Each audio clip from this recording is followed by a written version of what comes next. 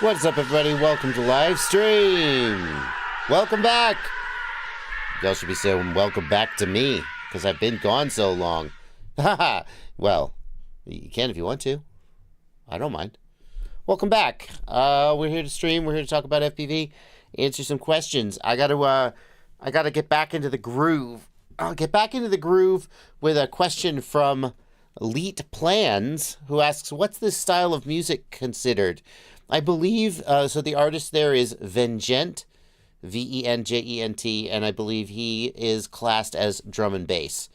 Although a lot of people feel that track specifically sort of meanders in the direction of dubstep.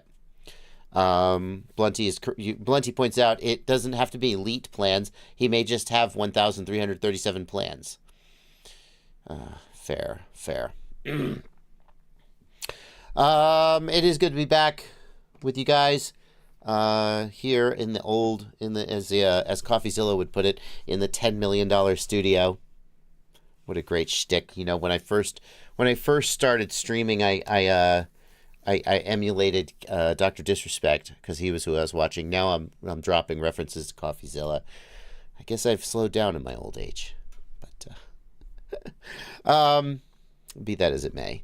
We're going to take some of your questions. Blunty's getting those questions queued up right now. How you doing, Blunty? All right. How about you? I'm good. I'm good. I got you heard from when we were talking. I got a little bit of a cough. Again, yeah. Bardwell's got a cough. Yeah, I know. Whatever it is, you can. I'm not even gonna normally. I'm like it's not that big a deal. I'm just tired of arguing about it with the chat.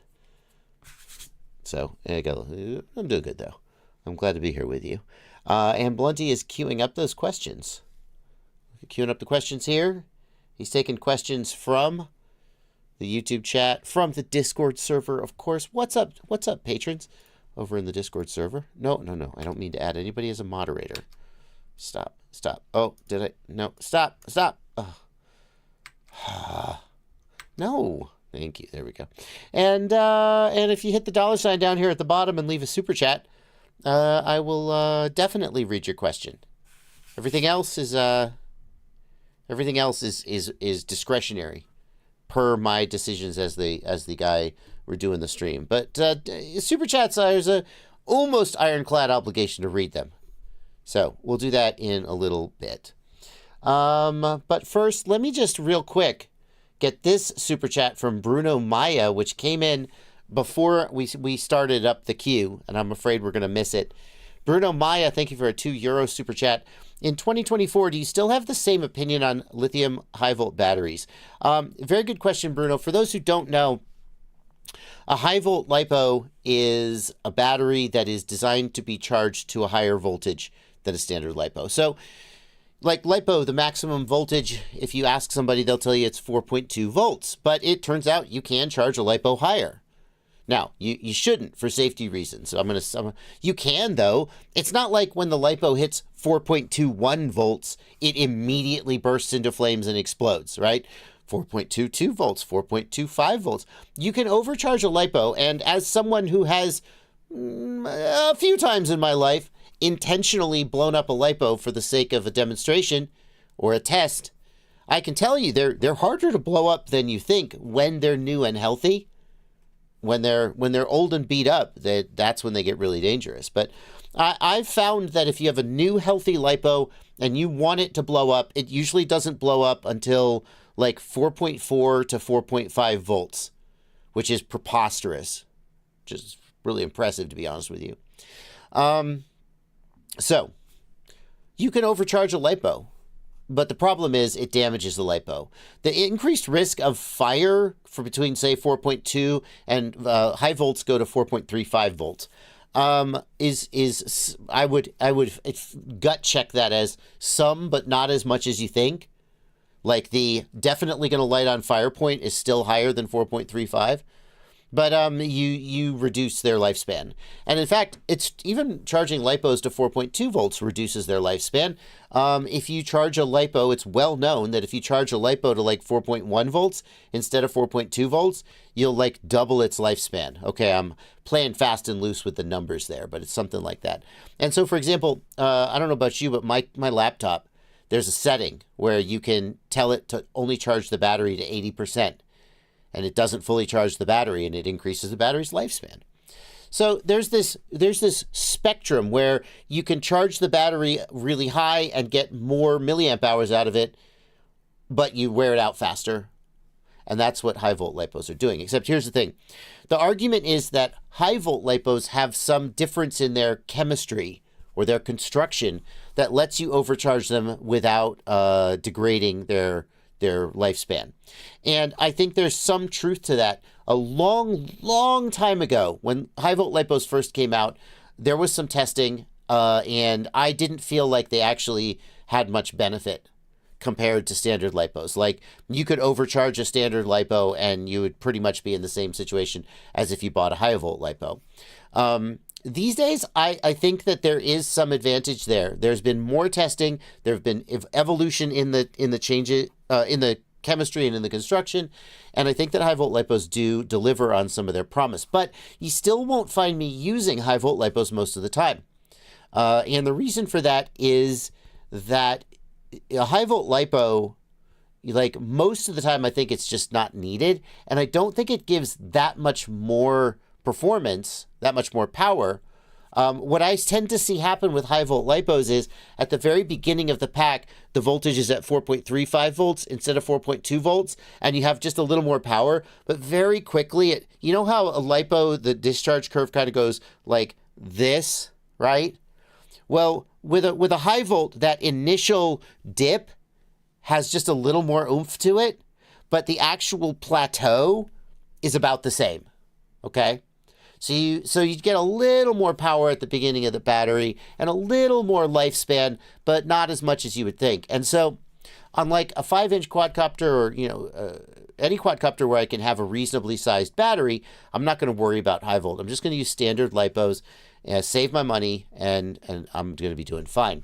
The place where high volts do make sense, though, is where you have a very small battery and you absolutely need that additional, I don't know what, maybe 10 or 15% per se, like just a little more milliamp hours. Like, for example, Tiny Whoops, 65 millimeter Tiny Whoops with little 350 milliamp hour 1S pack cells. You need everything you can get out of that thing. Who cares about lifespan? You're going to overcharge it to 435. You try to get as much life as you can out of it. The same is true if you've got something like a sub 250. And you absolutely need more flight time, but you cannot go to a larger battery. Then high volt makes sense. I do want to give a warning about high volts. It doesn't relate to safety, but it relates to marketing. You'll see batteries and they're advertised as, 6S, 1300 milliamp hours. And you look at the weight and you go, oh my God, that's a really light battery. How are they doing it? And the answer is, it's a high volt. So because you're overcharging the voltage, you're getting more milliamp hours out of the battery, and the battery's weight stays the same. But don't let that fool you. If you're comparing, make sure you're comparing apples to apples, and don't assume that 1,000 milliamp hour high volt is going to give you exactly the same performance as 1,000 milliamp hour non-high volt. The 1,000 milliamp hour non-high volt is going to do better, but it's going to be heavier. Okay. Phantom FPV. By sheer coincidence, I'm wearing Phantom's shirt today. I was hoping he would show up. How you doing, man? Yeah. Alrighty. So, somebody asked, didn't Bubby, let's see, any of these relate to the high volt? Somebody asked, didn't Bubby once charge one to 4.6 volts? I don't know. It's possible he got a battery to 4.6 volts.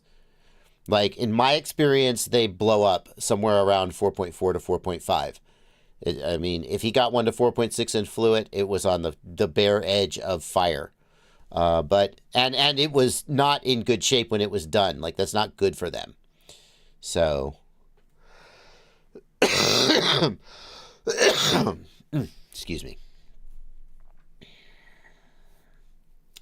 I'm impressed he was able to charge a LiPo to 4.7 without it blowing up.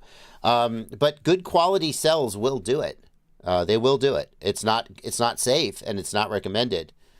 That's how you get situations where, like, let's say you find a battery and you're able to charge it to 4.7 volts and it doesn't immediately light on fire, and you don't care that you're reducing its lifespan, and after, 30 packs, it's going to be shot. Okay, I pulled that number out of my butt, but you get the idea. Well, now you're charging your packs to 4.7 volts and you think you're safe, but, like, you're not. You're taking a huge risk every time you do it, and you're getting away with it. And you have to be aware that one day it'll bite you. That's why you get situations where racers are in the pits and they're overcharging and boom, fire. So, there you go, though. Johnny 5 says that's why so many fires on drone racers' tables. Yeah, because racers, they want as much flight time as they can get for as little weight as they can get. It's well known that racers often overcharge. And in like car racing, RC car racing, they do voltage checks at the line to make sure you're not overcharging your batteries. And I don't know why, like, no, it doesn't seem like any drone race does voltage checks. It seems like they should. But there you go. Okay. Blunty, you have pinned messages, but we also have queued messages. Am I missing something? Let's see. No, I'm doing the same thing I do every time, where I pinned a bunch of messages that I want you to answer. Gotcha. Okay. Okay. The milliamp hour labeled on the LiPo, is it from 0 to 100% or the usable charge? I believe it's probably intended to be 0 to 100%. So discharge down to 3.0 volts, which you typically would not actually get that number. Okay. Okay, so there's the first super chat. Before we dive too deep into the rest of the messages in the super chats, I just want to take a moment and share with you. I want to share a couple vacation pictures with you. Let's see here. I have to be selective about what. I'll show you that one in a second. Excuse me. Let's just here.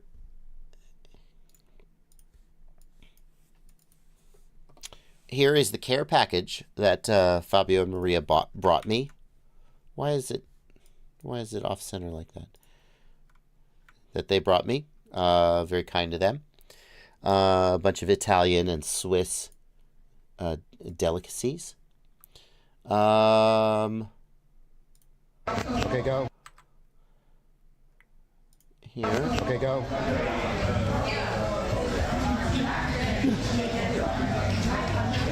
Oh, yeah.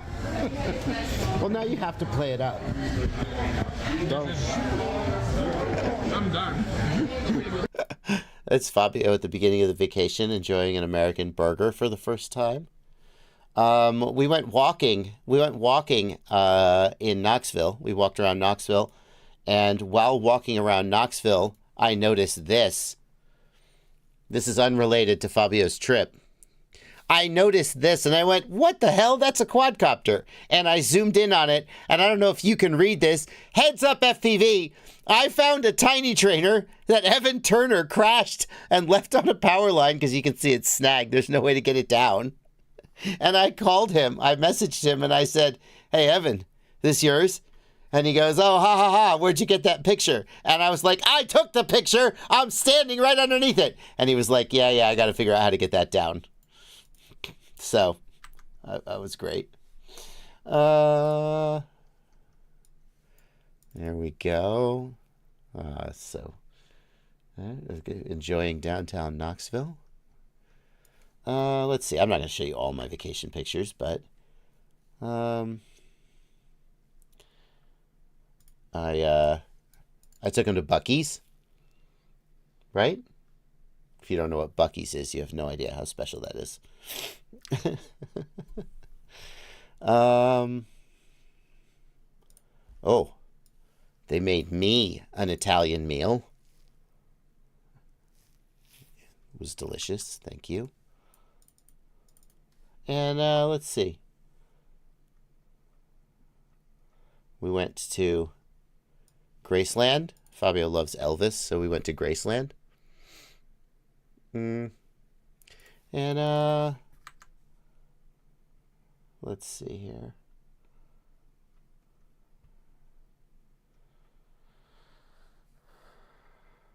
And Fabio and Maria both love Harry Potter, so we went to Universal Studios and saw Harry Potter. So that was really fun. And let's see. Yeah, now I'm back. Oh, and this one more. We went to Starbucks. And Fabio had the quintessential experience of having his name misspelled. So, yeah, there you go. We had a good time. I appreciate you guys. I know you missed me, and I missed you too. And Fabio has been my editor for it must be like 5 years now. I mean, I would have to go back to look at the exact date, and just to finally get a chance to say thank you by having him out here and showing him a good time and just getting to spend some time one-on-one with him and his wife Maria for a couple weeks. Very, very special. So how do you misspell Fabio? I know, right? I agree, but there you go. Well, he has an accent. I'll tell you, his English is basically perfect. He does speak with an accent, but his vocabulary, his grammar, etc., it's fine. I never have trouble communicating with him, and he never had trouble communicating with anybody the whole time he was here, except when we were in Memphis. And the combination of the Memphis accent, that was the line for him.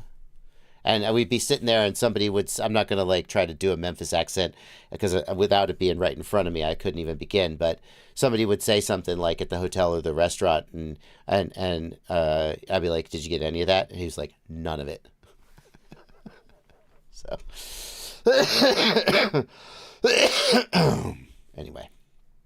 All right. Well, let's get back to it. Memphis definitely has a strong accent.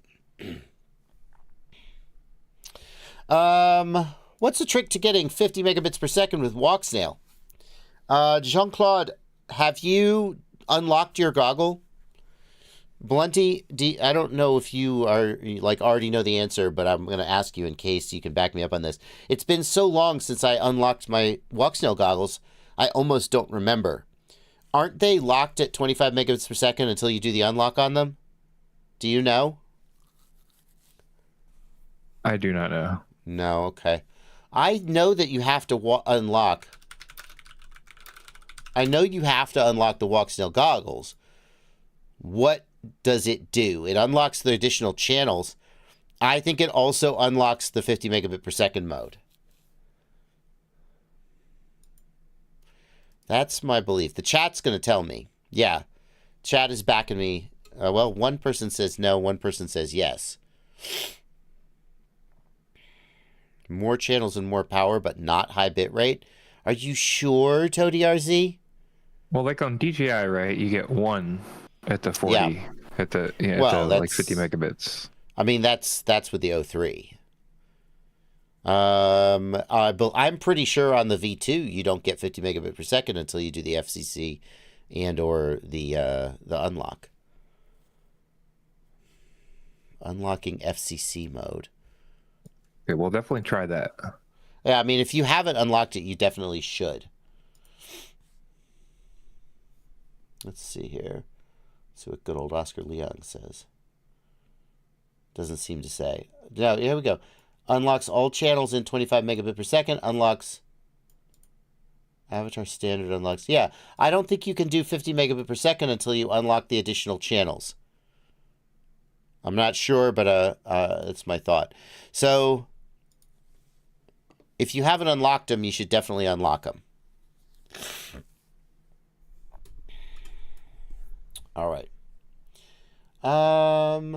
Gadget RC wants to know, is it possible to transmit telemetry only while you're on the ground? I don't think so, Gadget RC. I'm going to assume you're talking about Express LRS. That's just a guess, and if I'm wrong, you let me know. Express LRS, the telemetry is a Lewis script option, and you can turn it off, which a lot of racers do. But I don't think you have the option to turn it off while armed. No, wait. No. Oh, I'm remembering something. Oh, come here. Because somebody once asked me, hey, every time I arm, my telemetry stops. There is... Hang on. You're going to learn something today. I'm going to learn something today.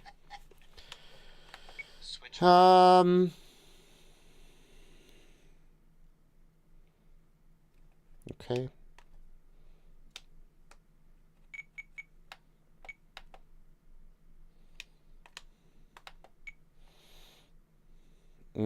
Telemetry ratio. If you set the telemetry, if you set the telemetry ratio to race, I don't know if you can see that. In the Lewis script, set the telemetry ratio to race. And that will do what you want it to do, I think. It will be off when you arm, and it'll work when you disarm. Yep, I'm pretty sure about that. It just took me a second to get around to it. There you go. Boom.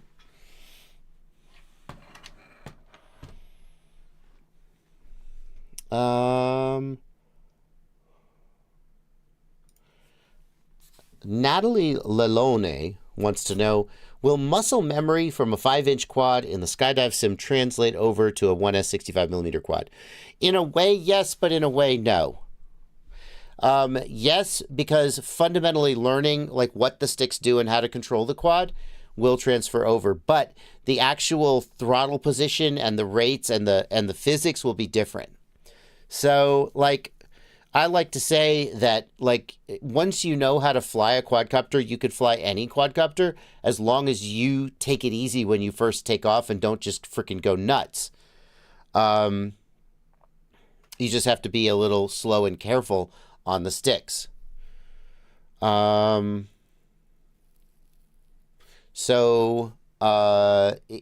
if you've got some particular trick that you know how to do and you've got the muscle memory really worked out, it's not going to be the same on the Tiny Whoop because the physics or the weight and so forth are a little different. Toady RZ points out, if you are in the public channel, it will stay at 25 megabits per second. Walksnail will. That's a good point. If he hasn't selected a channel, then it's going to stay at 25. That's a good point.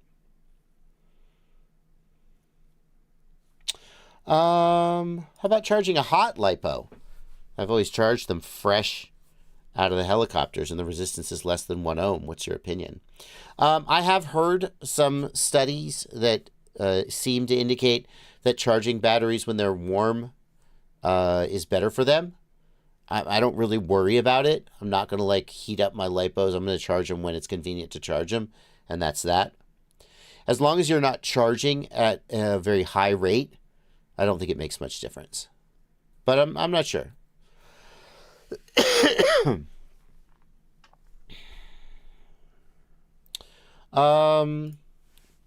Aaron Patrick wants to know, I was thinking about getting a Synolog, specifically the Synolog 35V2 with the 03.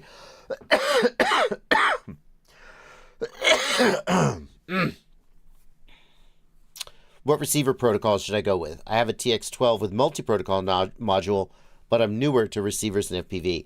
I mean, I think Express LRS is the way to go for a lot of people.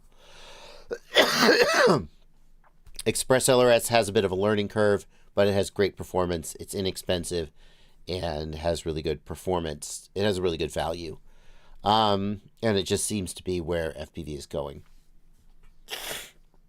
I'll just say to add to that, anything but the multi-protocol module is basically, Yeah, I mean, the multi-protocol module is going to have not great range and penetration. So.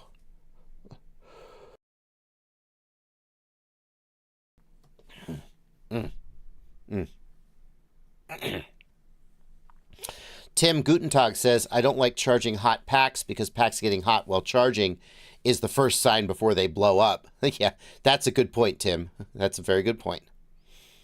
If they're already hot when you're starting, then...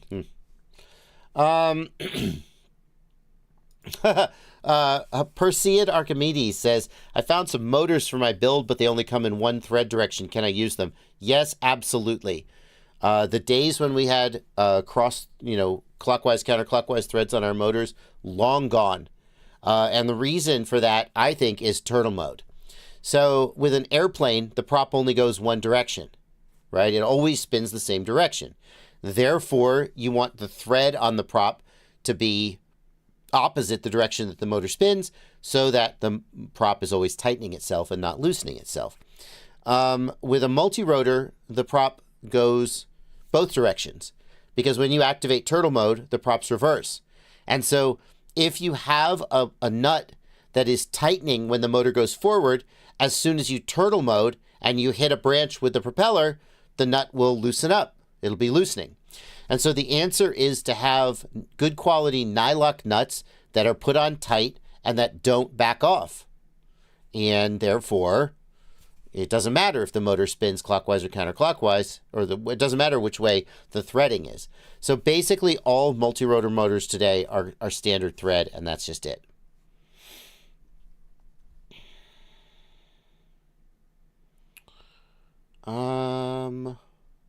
Let's see. Let's do some super chats, Blunty. It's coming down to the bottom of the hour. We're going to start doing super chats, and we'll keep doing super chats until we've run out of super chats. BAD says, I'm going from 19,500 to 19,500 kV to 25,000 kV on my whoop. Do I need to completely retune? Probably not. So depending on the build and depending on your PID tune, it's possible that the higher kV will cause the quad to start doing like, try to fly away, having problems, okay? It'll push it over the edge where the RPM is too high and the PIDs are too high, and it'll like not fly right. And what you could do then, in my opinion, is you just drop the master multiplier down a little bit, takes the whole PID tune down, and sorts it back out again. But it's likely that you won't need to adjust the PIDs very much. But if you do need to adjust the PIDs, then drop the master multiplier a couple notches. It'll probably be okay.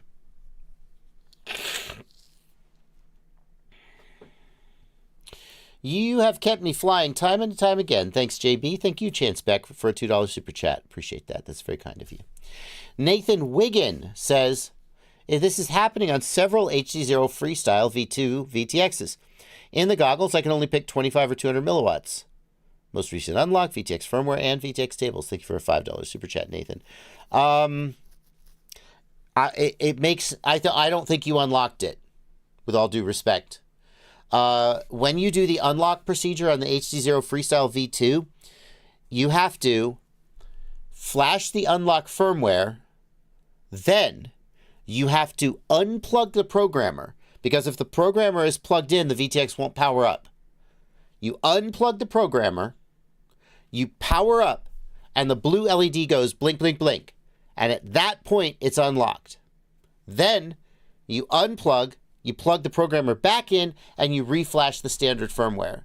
And the first couple times I unlocked, it didn't work because I didn't realize you have to power up again after you flash the unlock firmware. I just flashed the unlock firmware, flashed the standard firmware back. It didn't work. I didn't realize you had to unplug the programmer, etc., etc., etc. So the exact procedure for unlocking has a couple little quirks in it, and I'm going to guess you just didn't actually unlock it.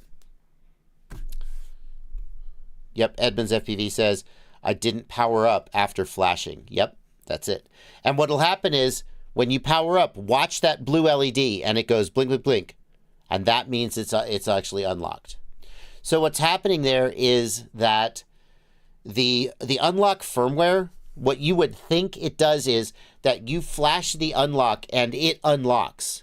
But what it's actually doing is it's putting a firmware on the VTX that when you power up the VTX and the firmware runs, it unlocks the VTX.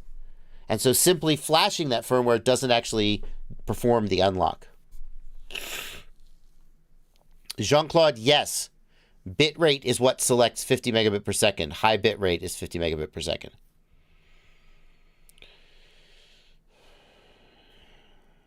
Mystery. Thank you for 5 Australian dollars. I am into filmmaking for the past 2 years, and now I want to buy a FPV drone just for cinematic shorts, not crazy freestyle. Should I buy the Avata 2 or build a 5-inch? Mystery, that's a tough one, okay? It's a tough one because, like, the Avata 2 is very capable. It's not perfect, but especially for someone who, the question is, do you want to be an FPV pilot? Let me make an analogy for you. Some people, when they buy a car with a manual transmission because they just want to be a person who shifts the gears manually. They like that experience, okay?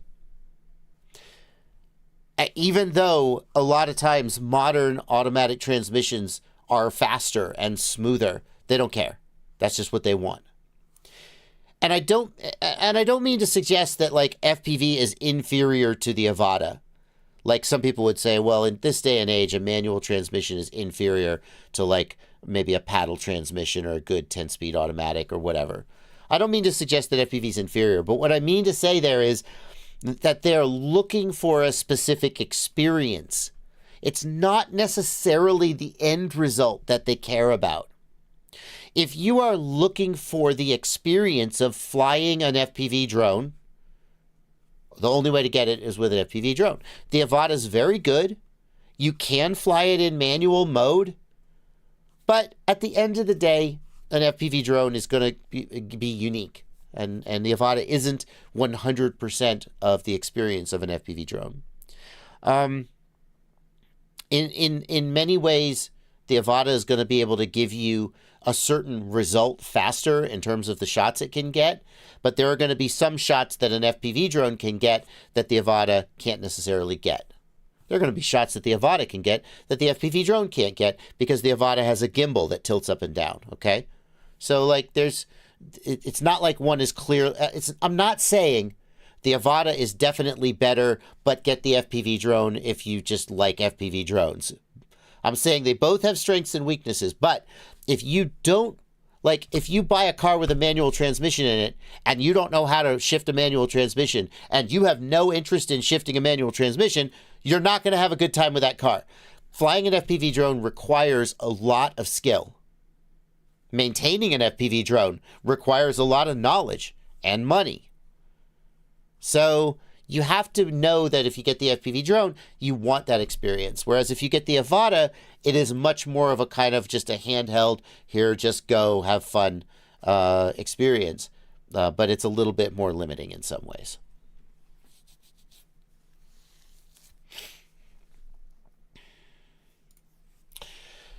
Neo97, thank you for a $5 super chat. How would you build a drone to get the best penetration in the woods? Going to be flying through lots of trees. Thinking HD0, but new to all the options. Neo97, for all the positive things there are to say about HD0, I think most people would say that penetration isn't one of them. I have done some testing in the last, few months, let's say. And tried to pay more attention to HD0's real-world performance. And I will say that under ideal conditions, HD0 sometimes performs about as well as Walksnail. And almost as well as DJI, but DJI, especially the O3, is kind of miraculous. And what I mean by that is that, like, there's the point where Walksnail gets all blocky and grainy and then signal drops off. And that with HD0, instead of the picture getting blocky and stuttery, it gets staticky, right? And so it's a little bit of a judgment call when like the signal is so far gone that you can't use it anymore. But I have seen them perform similarly in some situations. But in a lot of situations, in my experience, HD0 has less range and penetration and less usable penetration. And I don't know exactly why that is. In some ways, I think the Walksnail style of modulation or encoding, the way that it degrades by getting blockier, but you still have like usable clear image, or Walksnail gets kind of stuttery, right? But like if you're okay flying at 15 frames per second very carefully, you can kind of push through. Whereas with HD0, it just becomes a full static and you can't really see anything. I've heard some arguments that in highly detailed environments like trees and leaves, that the H.265 encoding used by Walksnail and DJI really struggles with those detailed environments. You get just a very blurry mess, especially when you're flying fast. And some people feel that HD0 has the advantage there. I think there's some truth to that. But in terms of penetration, I think the Rockstar in that environment might be analog. Because in analog, you don't get as good an image as you do with HD0, but you can buy an analog video transmitter at 2.5 watts, 3 watts. You know? You could buy... Somebody out there, and this is definitely like not legal, but somebody out in the USA anyway, somebody out there selling a 10-watt analog video transmitter. I mean, it's freaking enormous, okay? But, I mean, like, you can crank the output power of analog up, and you can't do that with HD0. HD0, what you get is what you get. So it might be analog. Especially if you were to, like, really go crazy and do something like 1.3 gigahertz. Which is going to really significantly increase your range and penetration.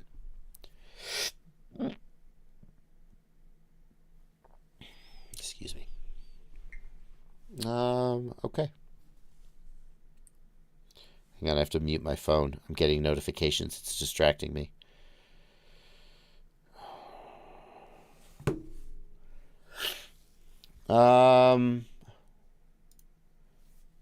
Hey, do you remember where to get the Snoopy flying in a Bando t-shirt? I think you're thinking of Captain Kazi.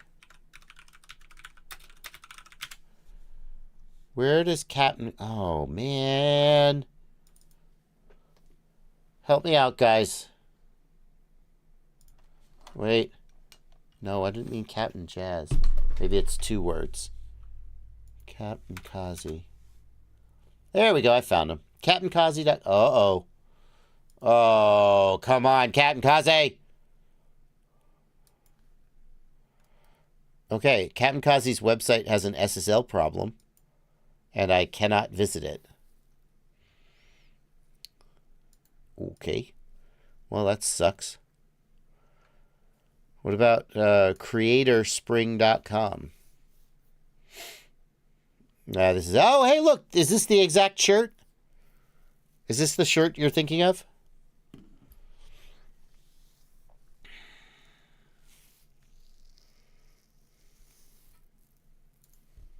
Okay. Maybe so.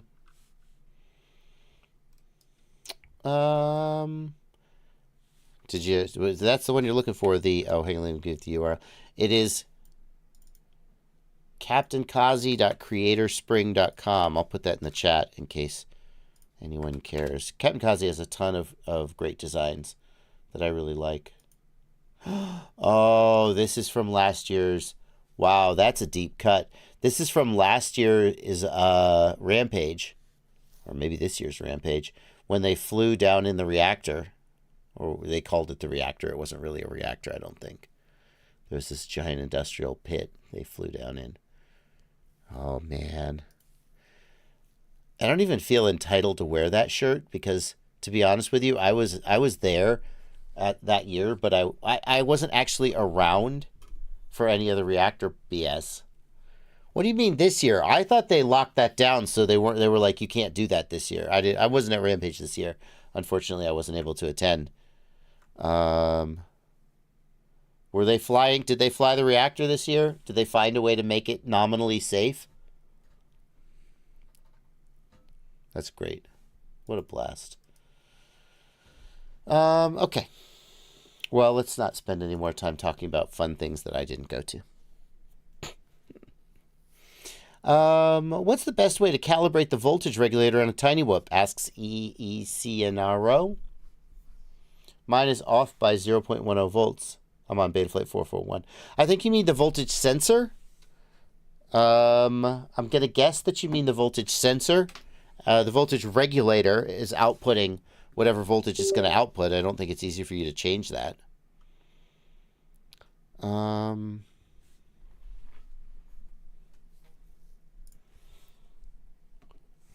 that is, hello. There we go. Hello.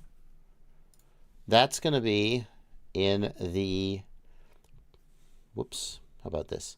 That's going to be in the power and battery tab, and it's going to be the voltage scale. You're just going to raise or lower the voltage scale right here, and that is how you change that.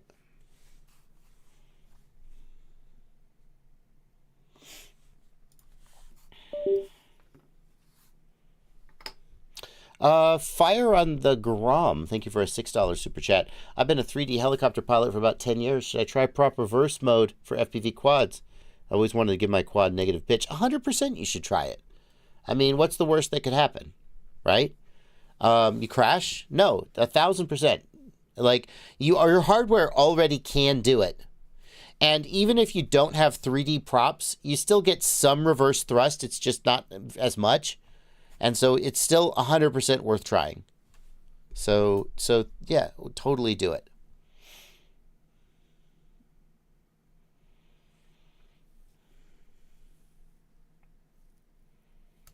Woot89, thank you for a $10 super chat.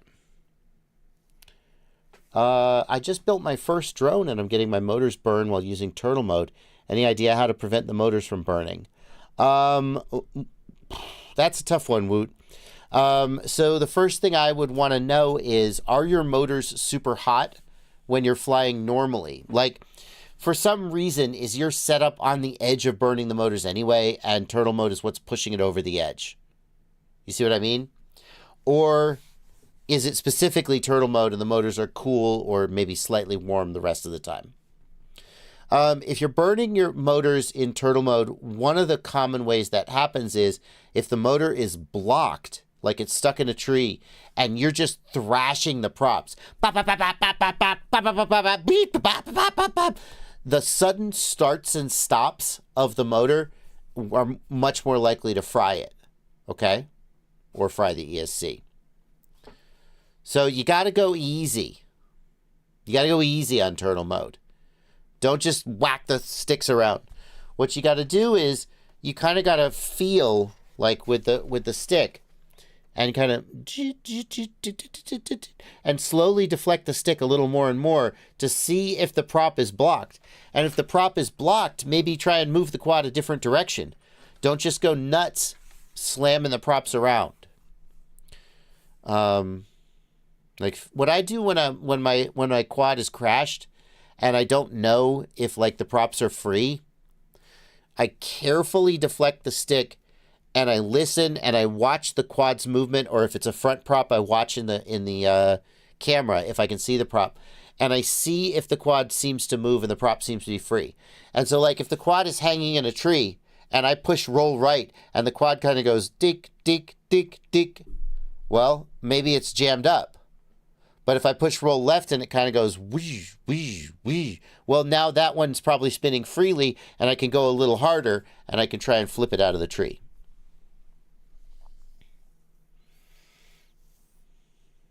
All right.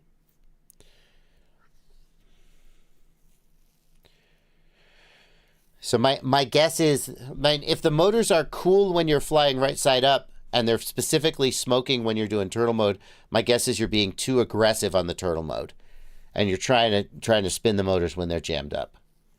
Because ultimately the ESC doesn't care if your motor's going forward or backward.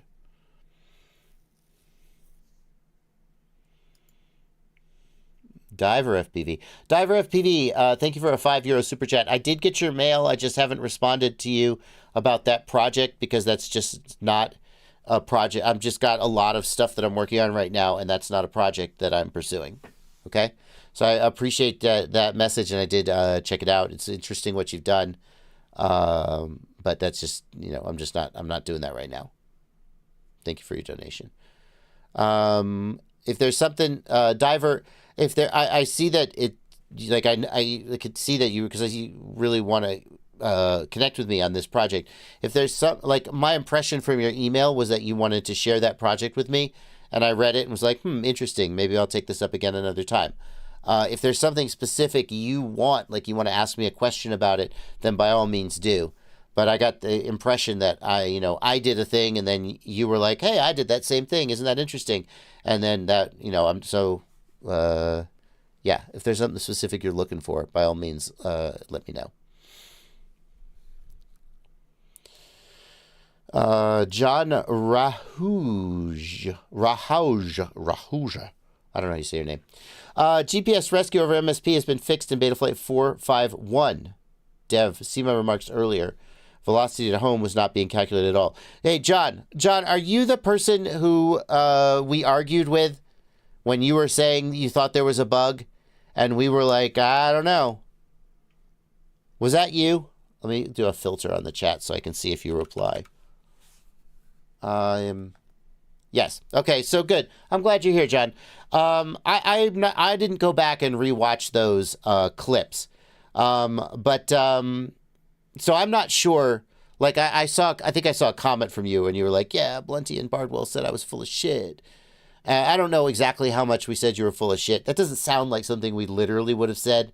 But I think you were like, hey, this isn't working right. And I know I went back to the manufacturer and said, have you guys tested this? Like, there's a guy who's saying it's not working right. And they essentially said, yeah, we've tested. Of course we tested it. That's not a direct quote. I'm paraphrasing for the sake of this story. So I don't want to put words in the manufacturer's mouth. They can speak for themselves. But that was the gist of the conversation. They were like, yeah, we tested it and it works. And then my recollection is that I went back to you and said, well, look, dude, I understand it's not working for you, but when the manufacturer says they've tested it and it works, I don't know what more do you want? And now a bug has popped up, and it turns out that I've been talking to the manufacturer, because I went back to the manufacturer and I was like, hey, I thought you said you tested this and it worked. And this other dude was like swearing up and down that it didn't work. And I was like, well, they say they tested it and it works. And they were like, well, we've done more testing now that this bug has been found. And it seems like, I'm going to get I don't want to get the details wrong, but under some conditions, under some parameters, it works fine because the quad is moving slowly enough that the missing velocity calculation doesn't cause it to not work. And other conditions, then it just falls apart because it needs that velocity calculation that was not being done correctly. So I guess what I want to say, John, is that regardless of what the manufacturer did or didn't do, you were right that there was a bug. And you certainly deserve credit for that. So, yeah. And I also will be spreading the word that it's fixed. In fact, I'm talking to the manufacturer and like, hey, what's, do you have any comment on this? But yeah, I agree. It needs to be fixed. The word needs to get out that it's fixed. So this is going to be 451, not 46. That's good. Last I heard, they were putting it in 4.6, but if they consider it a big enough bug to drop 4.51, that would be fantastic. Yeah, that's got to have felt good for you, John, because I know, like, I don't know how vehemently we argued, but like you were like, no, there's a bug, and I was like, they say there's no bug. They say they've tested it. And it's got to feel good for then someone to be like, hey, there's a bug. And I just want to acknowledge that. Yeah. So it was a Betaflight bug, to be sure. A lot of the time when someone is in my inbox saying there's a bug and the manufacturer says, I don't think there's a bug, the manufacturer is right and the person who's swearing there's a bug there's some other reason their shit doesn't work. Usually their fault. So, I admit, John, that on some level I was like, well, this guy's pretty sure there's a bug, but, odds are he's just messed it up somehow. And, he's trying to just, look for problems where there aren't any. Like, on some level, I acknowledge I was thinking that. Not a lot. So, respect. And, yeah. Anyway. Yeah. Okay, moving on. R. Glatz, thank you for a $5 super chat. I built my first 3-inch and have a prominent whistle sound throughout the throttle range. Usually that is built 7 other rigs without this issue. I thought for a minute you said you built 7 rigs with this issue. It's usually the props that are making a whistle sound, right? That's what it's got to be. The first thing I would do is I would try a different brand, different pitch, different size of props, right? And just see if there's something about those props that's making the whistling sound. It's air moving from the props that's making the whistle.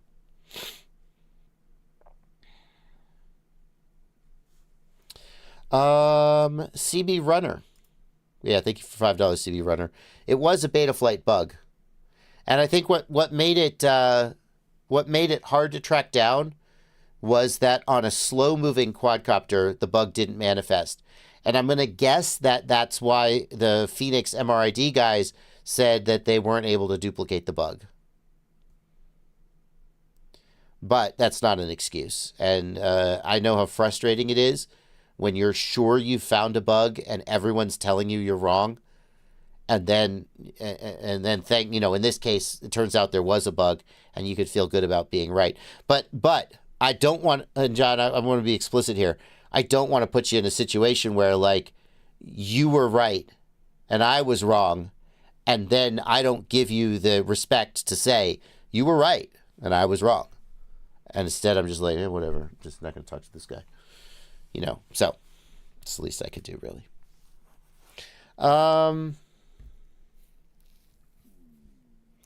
Neo97. High watt analog sounds good for busting through trees. Any recommendations for a giga-powered VTX I should try? I'd be down to try 1.3 gigahertz. Thank you for $5, John. Neo. So, let's see. GepRC makes a few that come to mind. 1.2 gigahertz, 1.3 gigahertz. Let me just go to their website. I mean, 2 watts. 2 watts doesn't sound like a lot, but down at 1.2 gigahertz, it's a freaking lot. They don't have an FCC versus EU one, so you should be real careful.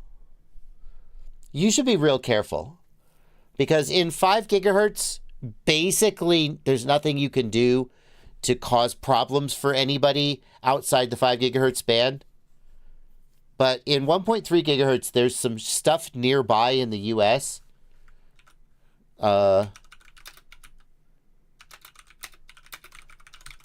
And you definitely don't want to mess with those. Now, usually a 1.3 gigahertz or 1.2 gigahertz VTX will be locked if it's sold in the USA. And I see that they're not doing that. So you would need to be as responsible as you can be and not screw up and make trouble. You're in a little bit of a risky area here. Where's the channel chart? 1280 or 1258 are the only U.S. legal channels. 1280 or 1258? Does this support that? 1280. I don't see 1258. That's weird. Huh. I don't know why I don't see 1258. I see 1240. All right, so it looks like you're going to be using 1280. I'm not 100% sure why. If you do buy this VTX and use it in the US, do not use any of the other channels. Because unlike the 5 gigahertz band, where there's basically nothing out there but Wi-Fi and other hobbyists and it kind of doesn't matter, there's shit out there in the US on these other frequencies that actually matters. And the FCC has gone after manufacturers for this. So be responsible if you buy this. The other thing is, what is the receiver? You need a receiver module. And from what I've heard from people who do long range, the ready-made RC 1.3 gigahertz receiver module is quite good. It's actually, some people say it's one of the best. And I know you're thinking, ready-made RC, what, are they still around? Yep. Well, unfortunately, it's back-ordered. That sucks. The other one you can go with is the Maytech, which is an actual goggle module instead of a ground station. Also, discontinued. Fuck. Yeah, this is the problem.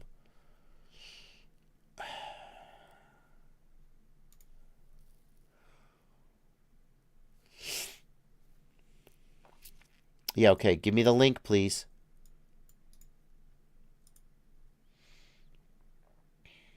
And that's also end of life. End of life, out of stock. Damn. All right. So there's also a Flywoo one that people have said is not very good, and you shouldn't use it. I haven't tested it myself, of course. That's the problem with 1.3 gig, honestly. Just being able to find parts is a pain in the ass because there's so few parts. I mean, you might just think about getting a high-powered 5.8 gigahertz VTX. It might do the job for you. All right? All right. Enough about that. Flying Nuggets, thank you for a $2 super chat and the kind words. Christopher Sheen, thank you for a $10 super chat. Building a Moz 2.7 with Medlin servo-driven O3.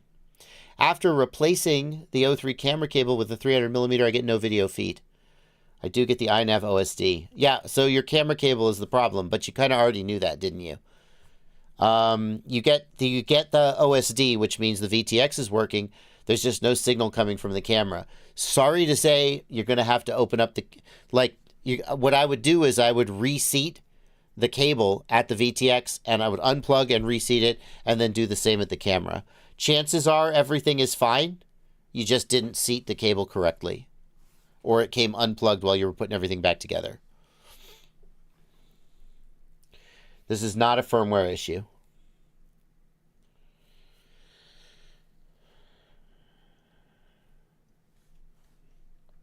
All right. Guess what? We're caught up on Super Chats. We'll go back to the regular questions.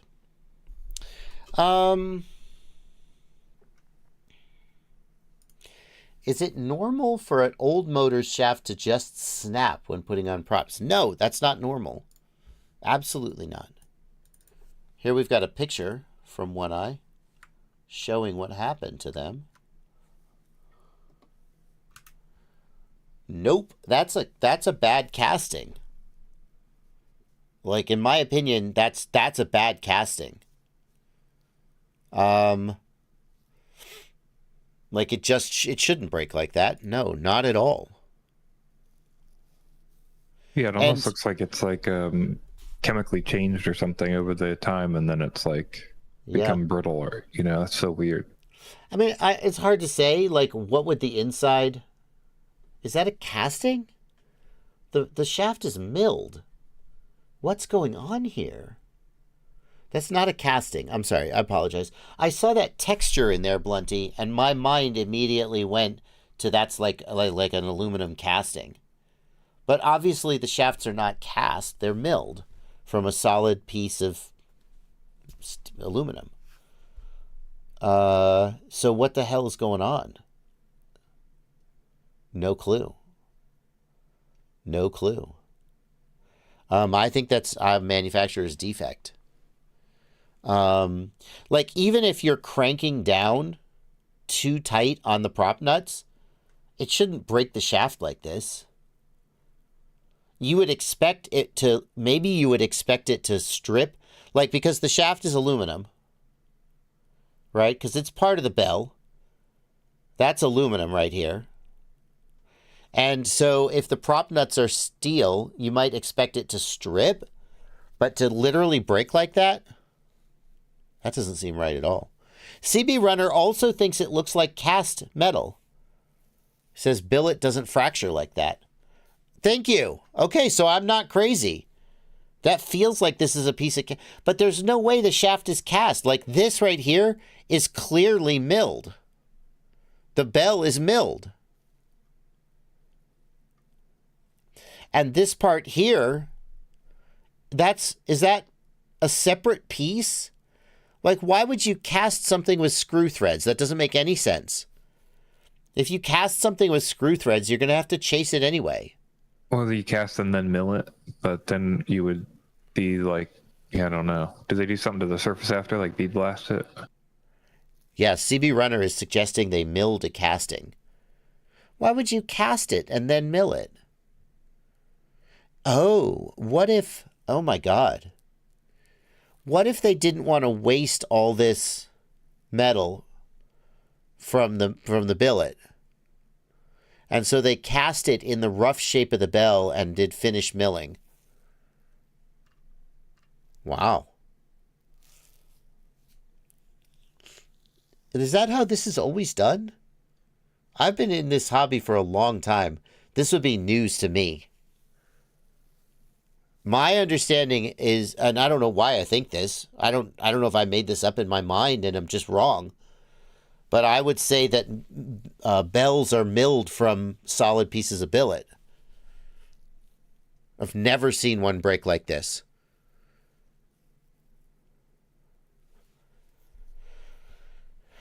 But when milling a bell from a solid piece of billet, you waste a lot of metal. And aluminum isn't cheap. So, interesting.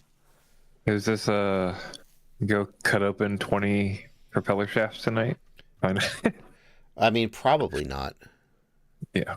But it'd be neat to know, though, how many people, like how many companies, you know. Yeah. Death Dizine says they cast and mill real car parts. Yeah, sure, Death Dizine. I'm not suggesting that casting and milling isn't an appropriate way to make things. Obviously, it makes sense in some cases. I'm just saying that for this specific piece, I don't think that's the right choice. Like, I think you want a solid piece of aluminum because otherwise it's going to break exactly like this because cast parts are, like, brittle. You know what I mean? I don't know. Very interesting. I would love to hear what T-Motor has to say about this. You know? I would love to hear what T-Motor has to say about this. This is fascinating. Maybe I'll save this picture for later. James Thomas says that is a casting, and it's defective due to crystallization from the smelt. Interesting. I thought it looked like I'm so proud of myself. I mean, not to make this all about me, but maybe a little bit. When I first saw that texture, I was like, that looks like a casting to me. And then I went, don't be stupid, Bardwell. Don't cast motor shafts. It turns out I was right. Maybe. Okay. Let's see. Andrew Taylor posted this question earlier in the chat, in the stream. Andrew Taylor says, the Tiny Hawk 3 Freestyle analog has a known issue with its VTX. I just want to buy a new VTX. What would you recommend? The first thing I'm going to do is I'm just going to look and remind myself what the VTX on that quadcopter is. Is it fully integrated or is it a separate? It is. It's a separate board.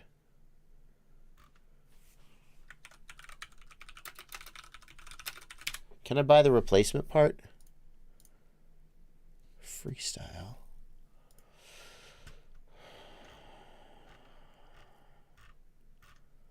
How does it mount? Is it a 25 millimeter mount? Yeah. I think the VTX is above the flight controller and it's a 25 millimeter mount. Wait, where does that go? That's tricky. The problem is that Emacs bind and flies are kind of tightly integrated. It's not always easy to put third-party hardware on them. It's this top one here. I suppose what you want is a 25 millimeter VTX. There's not a lot of them out there.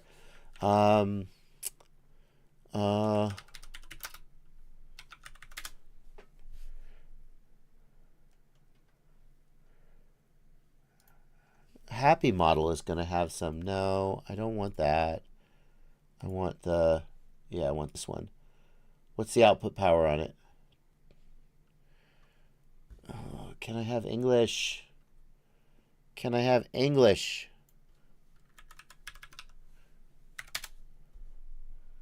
Oh, great.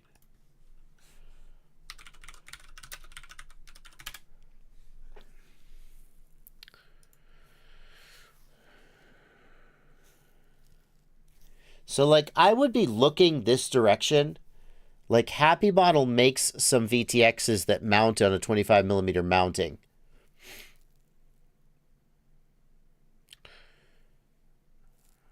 That's a whole flight controller. You don't need that. No, flippin' heck.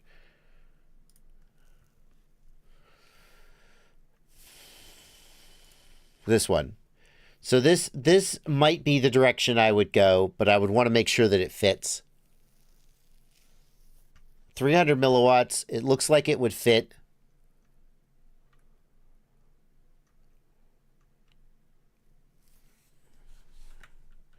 The evil Vargon suggests HLRC Zeus.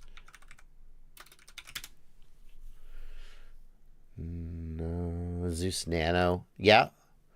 Does it have 25 millimeter? Yeah, it does. 25 millimeter mounting. That's a good one. That would certainly fit up to 350 milliwatts. I can't vouch for the performance, but it's got the right form factor, so that's something.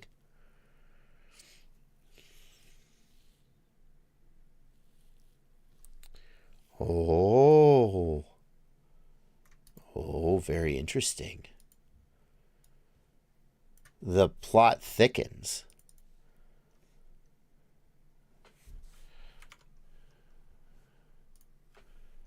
The plot thickens. I mean, there are so many revisions of motors and stuff. Don't take this away from me, Blunty. Just this once, don't be the voice of reason. I'm sorry. Look at the difference in the color. Is this a counterfeit? Look at the difference in the milling, too. Oh, no, it's the same. It's got the same. Never mind. But the color's different. It does look very similar. I mean, the color being either maybe T-Motor just changed it. But what if he says he bought it from Amazon? What if it's a counterfeit? Oh, I don't know. You're probably right, Plenty. There's no reason to assume it's a counterfeit. Wait. What's that? So, like, what happened? How many things do you think are counterfeit? What do you mean? Like, I mean, do you think people are making counterfeit motors and labeling them with T-Motor on them? Like, I mean, do you think our hobby is big enough to do that? Yeah. I guess is the question. I mean, I can't speak to this motor, but there are known cases where, like, TBS Crossfire got counterfeited. That just happened. So it's not like, why would someone counterfeit this specific motor? That's the question. Like, wouldn't you counterfeit an F60, like a more popular motor? So I don't know. I don't think it's counterfeit, but it might be. Definitely, Blunty, you remember we did a news story on the counterfeit Rush VTXs. also. So that's a high volume product. The counterfeit Rush VTXs, though, that's a very high volume product. It's very in demand in a certain market that shall go nameless. And it's out of stock. Like, they're literally just selling every single one of them they make. So that's a place where there's high motivation to counterfeit. I guess to me it seems much easier to make a fake receiver or a fake VTX. Agree. As opposed to a fake motor. Like, if you have the tooling and expertise to make a counterfeit motor, why would you not just start up a no-name brand, you know? Right? And just make your own motors. Yeah, I guess maybe you push some of them off so you can move some product through T-Motor's fake brand and another... I don't know. I don't know enough about it, and I can't claim to say that I do, but it seems a lot different to counterfeit that because you have to mill it or... Well, mill it and cast it in this case. Yeah. Don't know. Be interesting to see what T-Motor said. Let's see. Scott Steely says, I have an Avata 2 and it drives like a car, but a quad drives like a boat. Is there any way to make a drone drive like a car? Fly a drone like a car is better in small areas. In short, no, Scott. The Avata is doing some pretty fancy shit to make it drive like a car and not like a boat. Yeah, not really. You just have to learn how to fly it.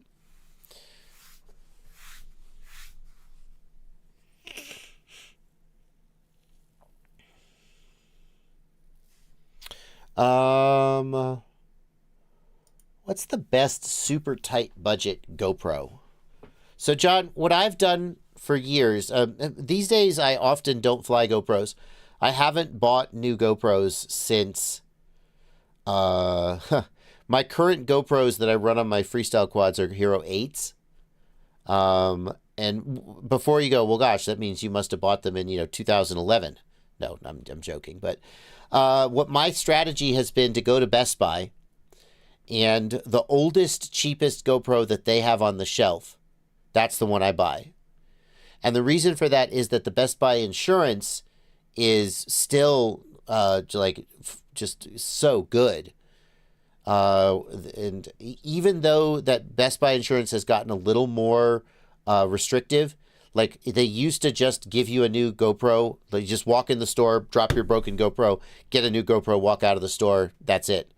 Nowadays, they might try to send it to a service center to get it looked at to try and figure out if it's a Best Buy insurance or a GoPro warranty claim. And you usually don't get a new GoPro the same day of.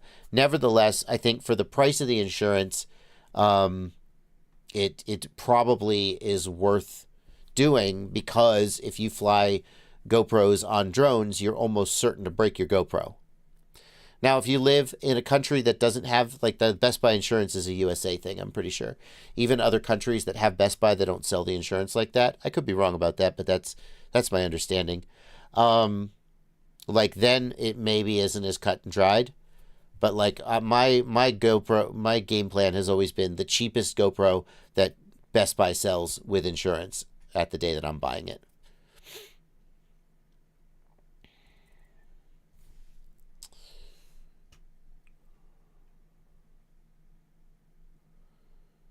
Fernando has a Caddx Vista that's messed up. Fernando, I don't know what's messed up, but what I would do if I was in your situation, I want you to go and I want you to find this video. Yeah, this is a fine one. Well,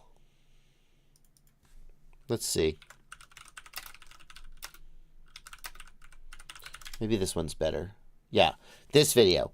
Unbrick DJI FPV goggles and enable WTFOS FPV WTF butter. This is the video. And this is a utility that will unbrick your Vista, almost certainly. It'll fix your drivers and it'll fix the firmware. Okay? FP Avery says, try a different USB cable. Yeah, well, sure. Okay, fine. If you want to take the obvious answer, that's a great idea.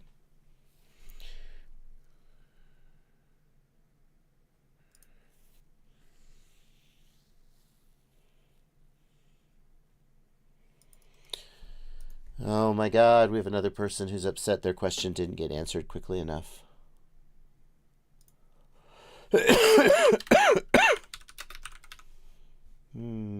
Will Cube would like to know if I'm going to MRRF this year. Will says, I asked my question right at the beginning of the stream. I guess money beats patience. No, it's not how it works, Will. I mean, yes, when people leave super chats, I did a half hour of no super chats before I started doing super chats. I saw your question. I didn't answer your question because I didn't think it was that interesting. What is MRRF? I don't even know what that is. No offense, Will. I don't mean that in a personal way. I just didn't think it was that interesting. I read your question. I was like, what the hell is MRRF? Then I looked up what MRRF was, and it seems to be the Midwest RepRap Festival, a 3D printing festival. I didn't even know it existed. I've never been to it. I've never mentioned it. I don't know. No, I'm not going. And I didn't think it was entertaining for 600 people watching the stream to hear me not know what Midwest RepRap Festival was and then say I wasn't going to it when there was never any indication that I would be going to it in the first place. So I just elected not to answer your question. But I don't want you to sit there and think that people only get their question answered if they pay money. So now I'm addressing your question because I think it will be entertaining for 600 people watching the stream to see me be annoyed at this interaction. And that ultimately is how I decide which questions I'm going to answer. So, you're not boring, Will. Your question was boring. Your question was boring. You're not boring. Understand the difference. And if you really wanted to know the answer, then you can just email me, right? Or message me on Discord, and I'll answer it. That's the other thing. Just because I don't read your question on stream doesn't mean you're not going to get it answered. You can just email me, jb@joshuabardwell.com. My inbox is open. If you were just personally interested in whether I was going, I would have told you. My inbox doesn't have to be entertaining to anybody. I just answer your questions because that's who I am as a person. But to read a question on stream, it has to be interesting to the stream. That's the point of streaming.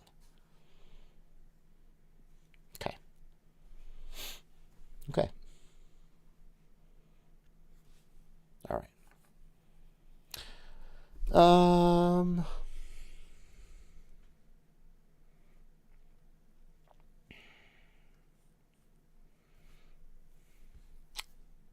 Let's see here.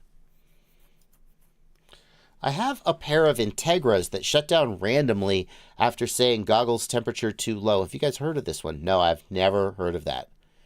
Temperature too low? That sounds like you have a temperature sensor broken in the goggles.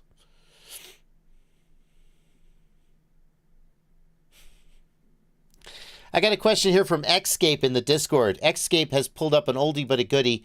Let's take a second and let's watch this. Hold on. Do you remember this? Most of you don't. You haven't been around that long. Here, let me turn my camera off.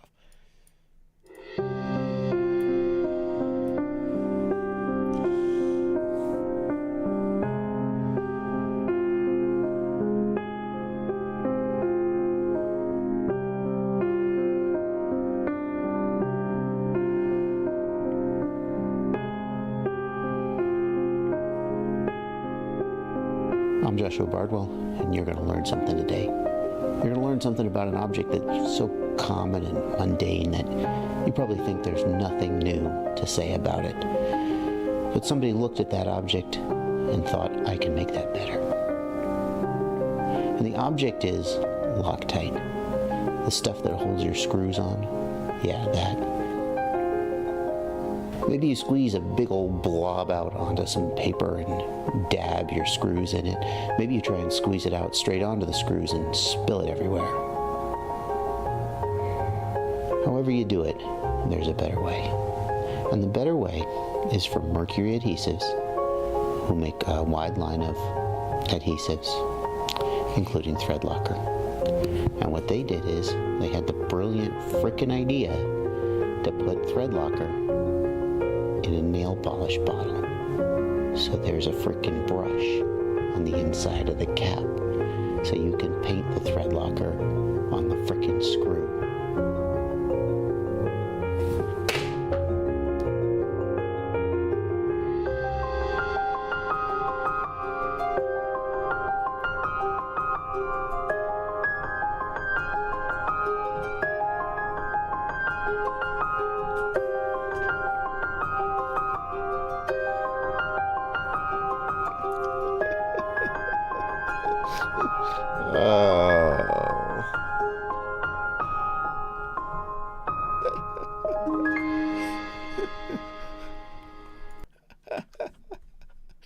Oh, I have my moments.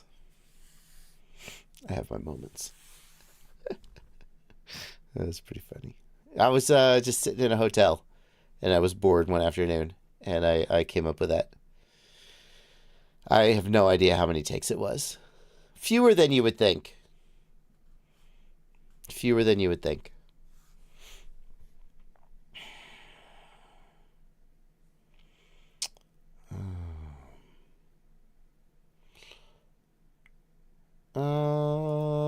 Clive Hunt. Clive Hunt wants an OSD element that shows video link signal between the VTX and the goggles. Clive Hunt, those OSD elements don't work with almost anything. Like, they're there in Betaflight Configurator, but I think they only work with WTFOS and Vista. I'm not 100% sure. So what, Blunty, I know you've been talking to him. What VTX is he using? Do you know? I don't remember, but just some normal VTX, analog like VTX analog? wouldn't have that. Yeah, no, wouldn't have that won't ability. work. That won't work. Yeah. The Betaflight has no idea what your analog signal strength is. Those OSD elements are there for digital VTX that reports that information, but analog doesn't report that information. Sorry. Hey. Yeah. Going back to the motor question, is it possible the billets are cast too, right? Is it possible they just got a bad batch of billets? I mean, I was just thinking about that. Like, I mean, how are the aren't they billets just buying made? them from somebody?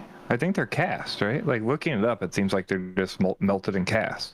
So, I don't know. I was just thinking if they're like getting some cheap Chinese billets from some company, right? And it just turns out that was a bad batch. I don't know. Just something to think about. Yeah, I don't know. This is beyond my knowledge of like metallurgy. I hadn't even got to the idea that billets were cast. Like, I was thinking of steel, and like, so you'll get like a steel rod, you know. It's not cast. It's like extruded, you know, when it's red hot, but it's not cast steel.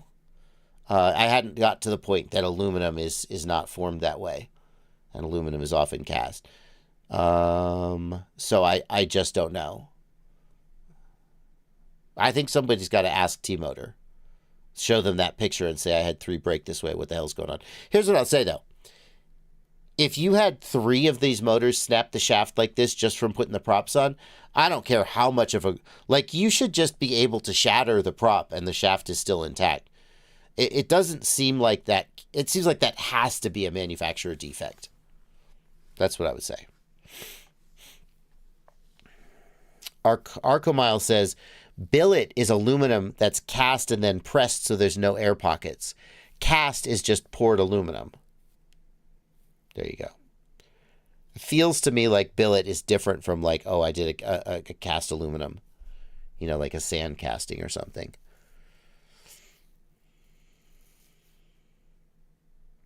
Yeah, we don't know.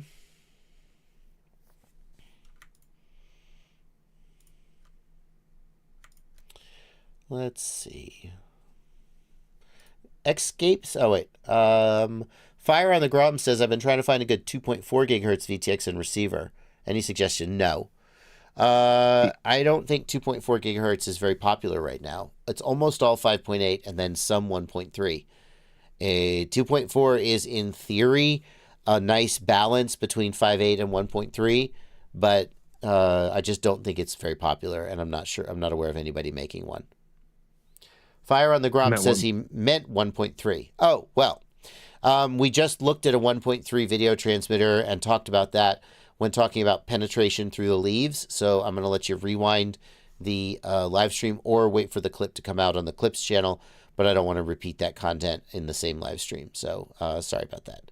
But the info is there. It's just I'm not going to say it again since we already spent 5-10 minutes on it. Okay. I'm reading here that billet can be formed through extrusion, roll forging, or casting. So it's not a given that billet aluminum is cast. Ah.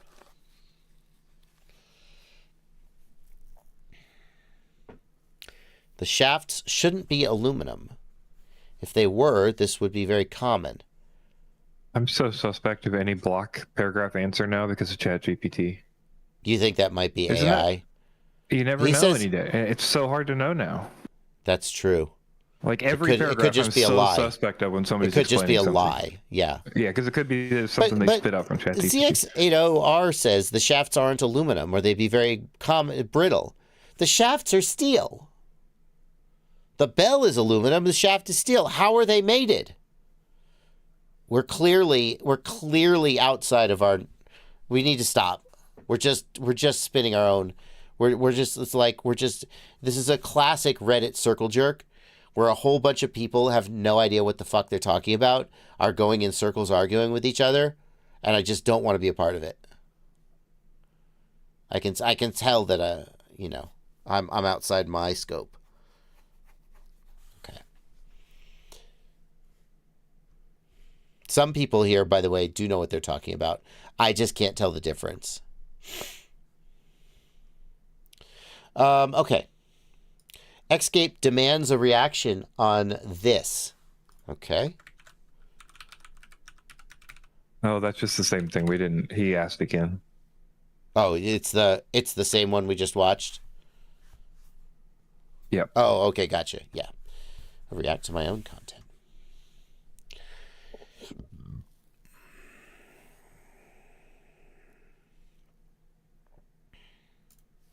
Thoughts on the AMAX motors? Is the fine German engineering worth it? I think that if I remember right, they're pretty expensive. Yeah, so here's a 2306 motor for $30. Jesus. The Super Leggera, only $24. Here's 5 motors for $105. I don't know. I don't have any direct experience with them. I've always thought they were a little pricey, and I've not been convinced that they're to spend my own money on a set. I think you'd have to be really convinced. Has Chris Rosser tested them? Any of them?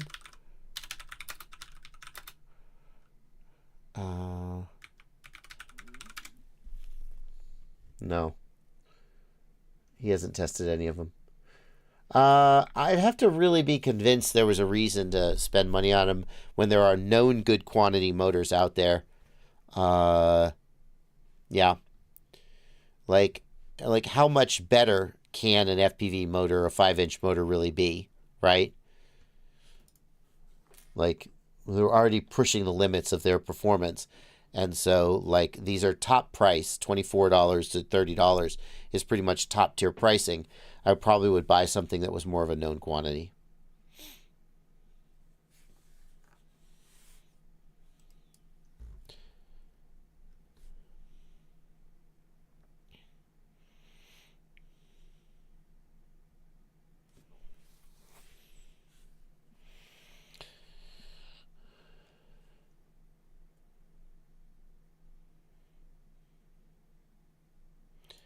Do you think an 8,000 milliamp hour lithium ion is too big for an 8-inch long range? No, that feels about right.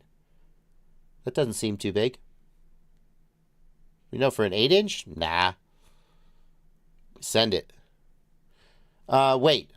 6S? 4S? I mean, I guess it matters.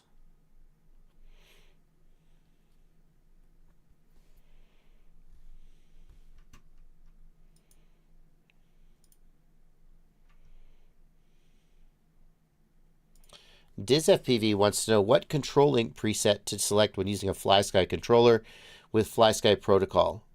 Just the defaults are correct. For low-speed protocols, it doesn't matter as much. The defaults are fine. Yep, just run the defaults. You only really need to load an RC Link preset if you're using a higher speed protocol, like ExpressLR's, Crossfire, Ghost, etc.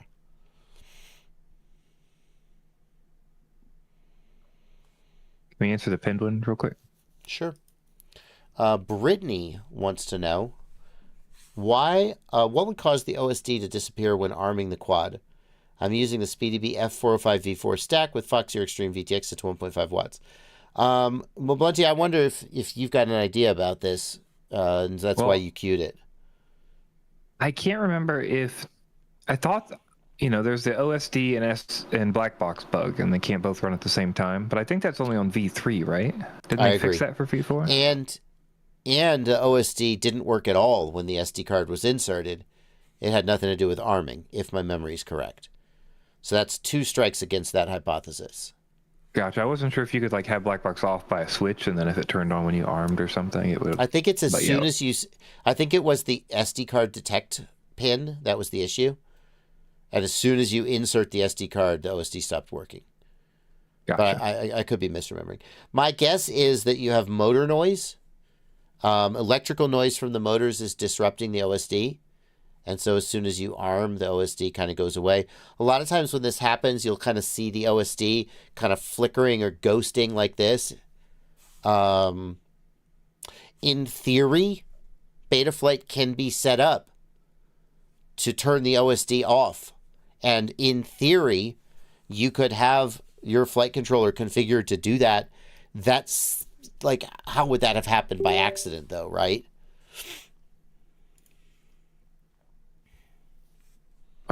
Naughty Gamer mentions... Oh, sorry. Go ahead. Fusion Catalyst mentions, I remember hearing something where video dropped out if there was a bunch of stuff at the top, but I don't remember from whom. Maybe it's overloading the processor. I'm not sure, but I do think OSD is one of the threads that's dropped now if you get overloads. So interesting. Worth mentioning. Isn't there an OSD? Yeah, OSD disable. So right here in the modes tab, there is an OSD disable aux mode. If somehow by accident you set that the same as your arming mode, then your OSD would disable when you armed. If somehow that has happened, the answer is to delete the OSD disable mode. The other thing you could do, if you suspect that it's a CPU overload killing the OSD, then check your CPU load down here at the bottom of the screen. And if that's at more than like, on Betaflight 4.4 and 4.5, if it's at more than like 60 or 70%, it might be an issue. The F405, the F405 shouldn't have an issue with processor speed, though, right? Also, if you really just can't figure it out, I would say it's worth a shot at reflashing. So just back everything up, reflash, and then only set up enough to arm, set it on the ground, arm, and see if it still goes away. Yeah. Okay. All right.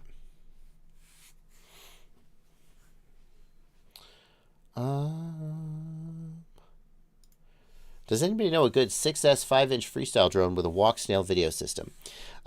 Interestingly, a few months back, I don't know how many months, but some months back, a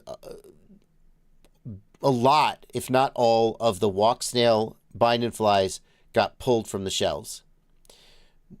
We don't know why this happened. Blunty, you and I have talked about this on streams before. I don't think we need to rehash the whole thing. Walksnail claimed that DJI was going around and threatening or enticing manufacturers not to sell their products. We don't know if that's true. Blunty, you pointed out previously that maybe the products just didn't sell well and the manufacturers pulled them. And then Walksnail was like, it's a conspiracy. Nobody knows. I would have also created the same situation. Right. So. It did kind of happen all at once, though. Like, I can't help but notice. It seems to me like it happened kind of all at once.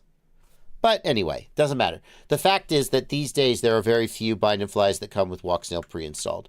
So one thing you could do is just fuck the queue window, Blunty, I think. Maybe.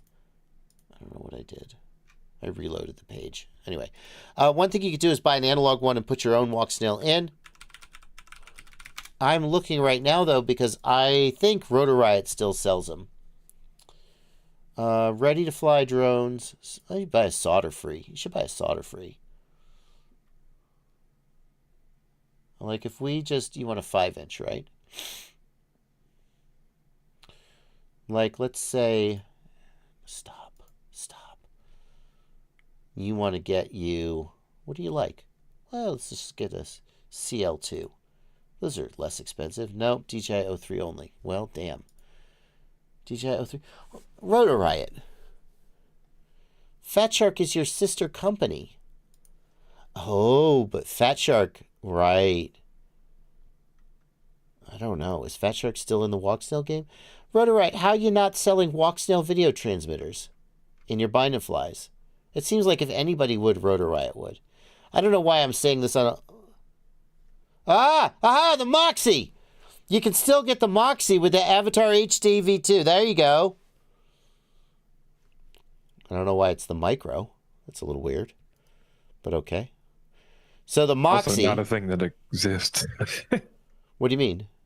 They just made that up, right? Because it's not the Avatar, right? It's the... Oh, it is a Walksnail. What do they call it? Oh, Dominator is the other. Yeah, that's right.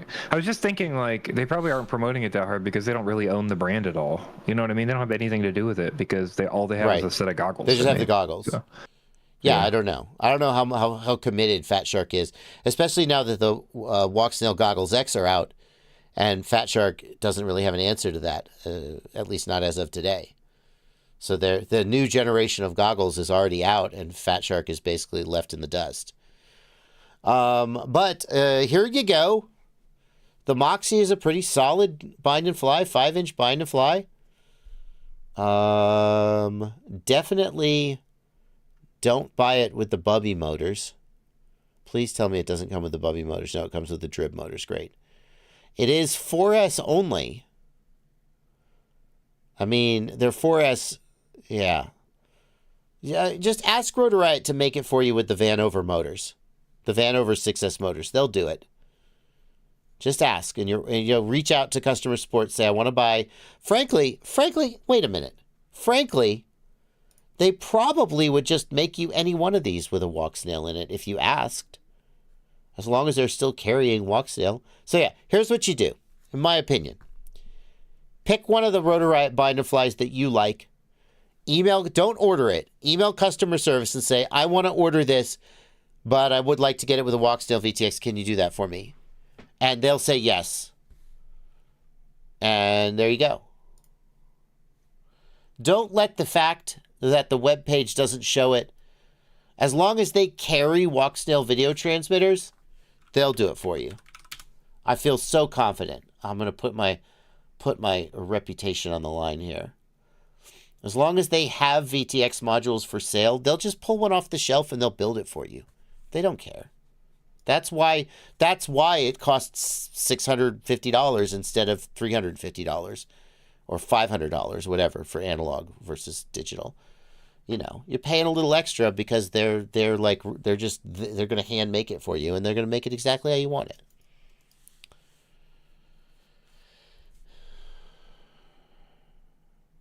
All right.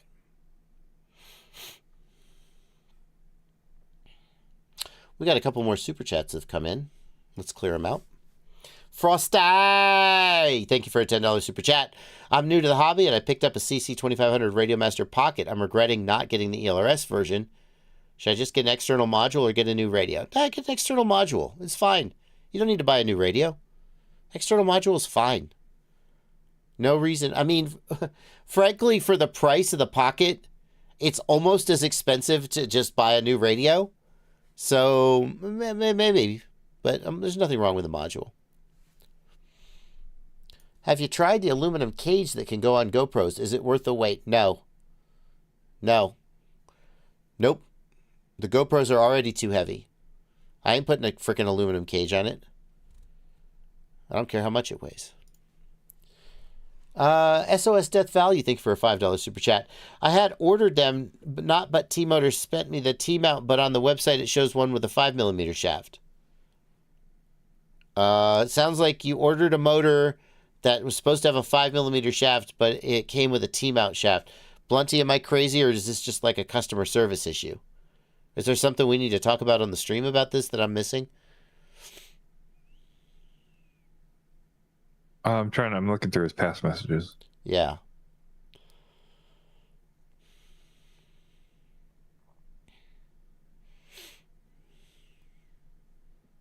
Yeah, I have no idea. Okay. I think you need to contact T-Motor and say, hey, I bought X, but you sent me Y. What are you going to do about it? Max Myers, thank you for a $10 super chat. How can I dog safe a Meteor 75 or 85? My bulldogs love chasing the whoops around the yard and know not to touch them, but it'd be nice to have extra puncture protection on the battery. Max, I don't know how much you can do because there's not a lot of room for additional weight on the 75 and 85s. And, like, what are you going to do that a dog couldn't chew through if it got a hold of your quad? Right? You're going to put, like, some kind of, like, tape on it or something? You know? A dog can just eat the whole damn thing if it gets it in its mouth.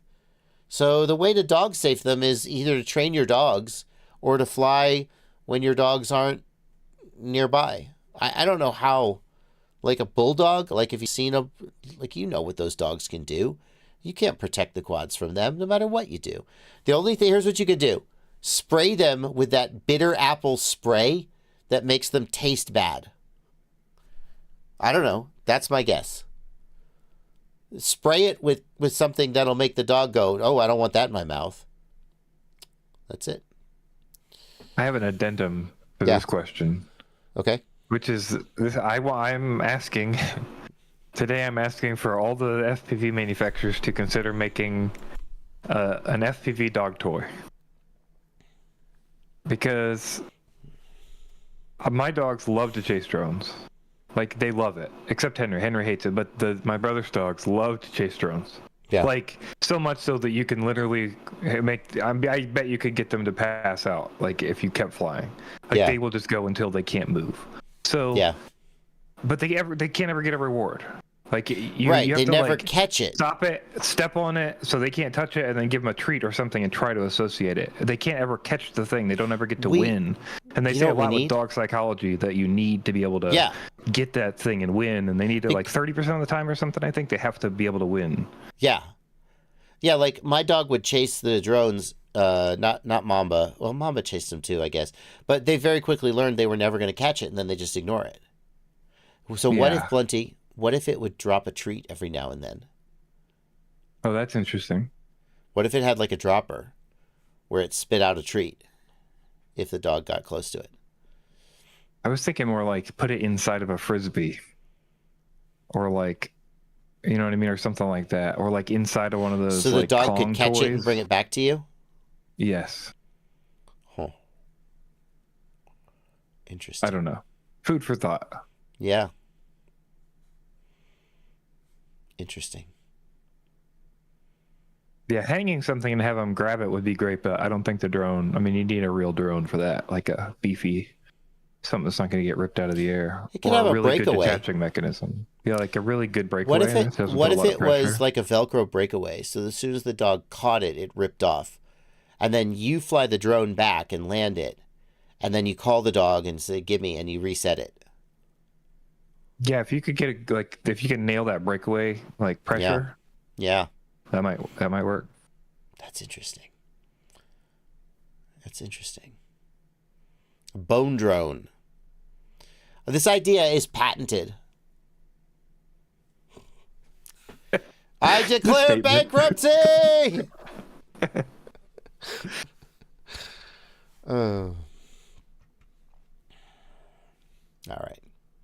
We got about 15 minutes left in the stream.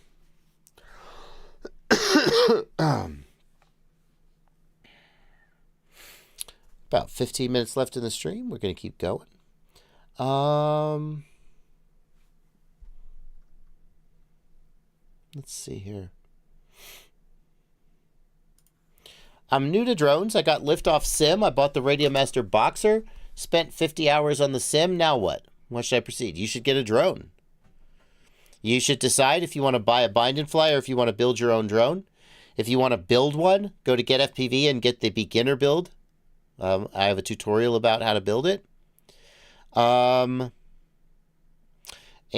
real quick interjection. Somebody's asking about stock on that kit. Any idea? Yeah. So about that, I've been hearing that the kit's out of stock. I've been hearing that the frame parts are out of stock. I actually just got a message.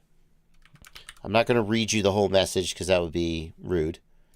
I just got a message from Get FPV that basically said, hey, I have an update about the kit and about the frames. We've been having problems with the manufacturer.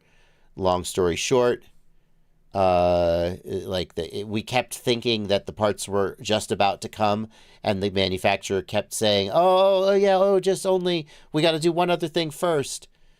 And so it kept getting pushed back. And now that problem is being solved, and we should have them back in stock. Unfortunately, that's not, it's just the kind of thing that apparently happens, and there's nothing to really do about it. But if you're waiting for them to come in stock, they should come soon, I hope.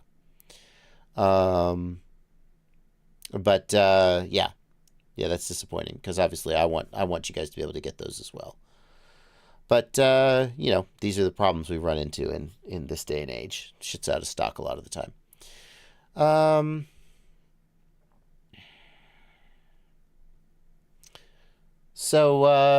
You figure out if you want to bind and fly. A good first drone is the GepRC Cinelog 3.0 or Cinebot 3.5 is also good.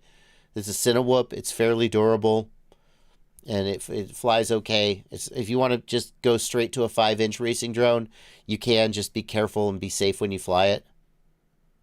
But with 50 hours in the sim, you're probably ready to start flying the real thing. Somebody asked, is your frame on AliExpress legit? No. That's a clone, but obviously do what you got to do. Right?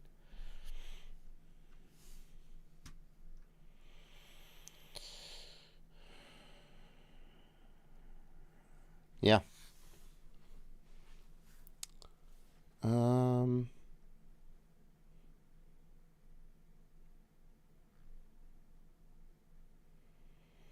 Let's see here. Yeah. Let me actually see. I actually need to check because I'm not sure if that was just the frame spare parts or also the beginner build. Let me actually, before I forget, let me make sure I ask that.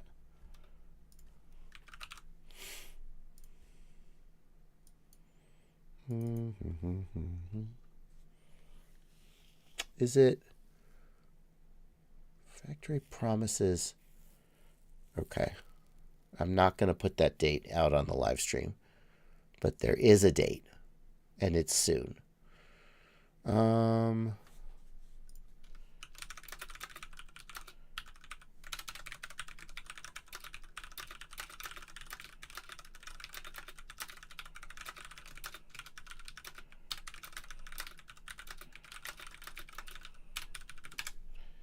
Let's see here. All right. Let me just look. Because sometimes people say this shit's out of stock and it's not.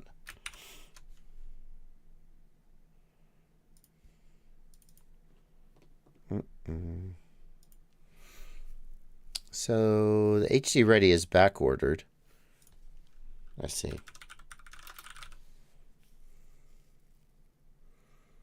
Out of stock, yeah. Okay, both of them out of stock. That sucks. There you go.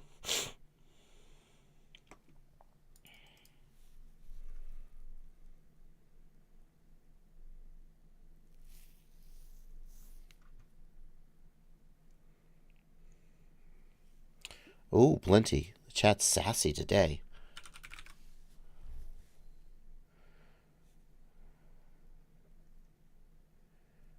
Oh, man, he didn't even wait before he started complaining. Like, oh, hang on. Let's see how many questions he's asked.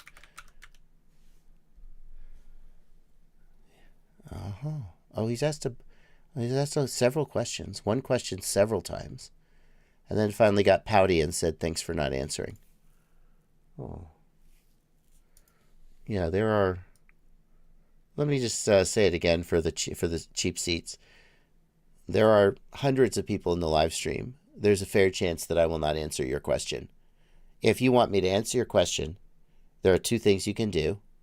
One of them is leave a super chat, and I'll read the super chats. And the other is email me, and I'll probably answer your email. That's how it goes. But if you get sassy because you think you're entitled to have your question answered, then I'll just kind of bitch at you like this. Sassy.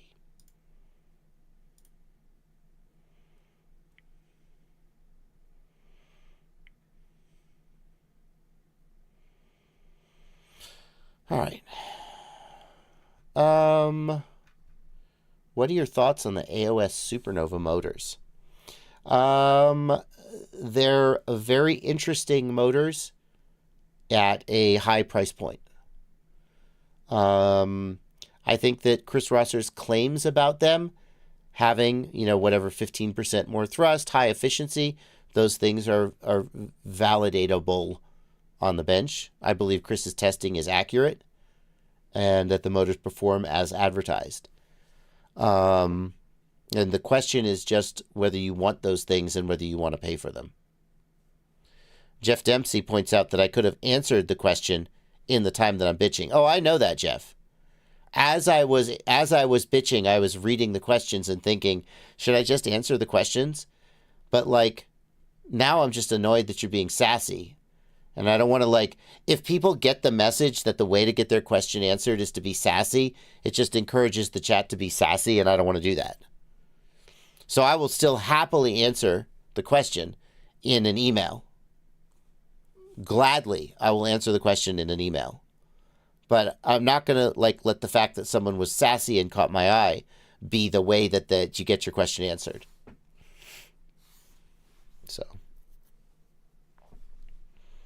So that's why I didn't answer.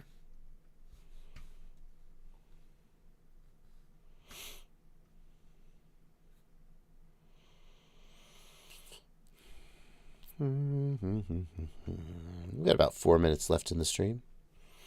Let's get a couple more. Oh, we got a couple more super chats, Plenty. One more.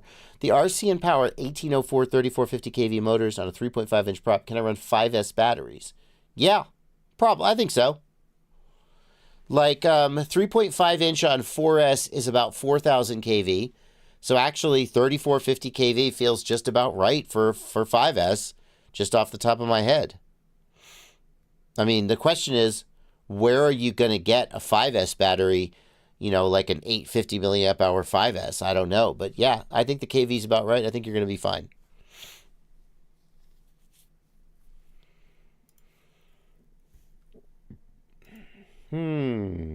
Pre asks, do I have to donate to be answered? Nope. See, I just answered this question just now. I answer about half and half free questions and super chats.